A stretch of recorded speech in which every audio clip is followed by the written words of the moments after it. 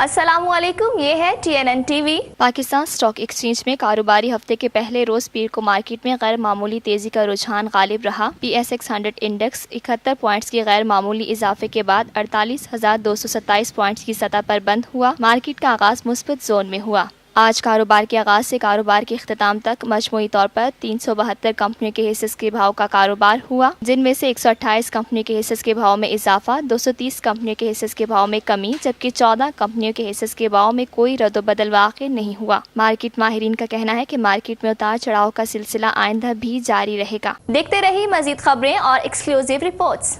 Lotus Lake Towers, a groundbreaking endeavor by Lotus Properties.